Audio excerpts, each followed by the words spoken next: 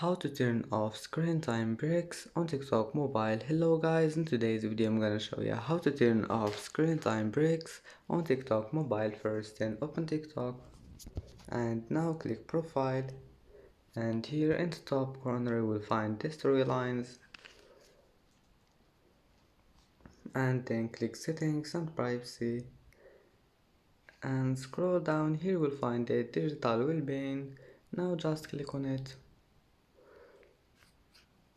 and then click this one, screen time breaks, and click off here, and that's it. Screen time breaks have been turned off, and now just go back. And that's it for today's video.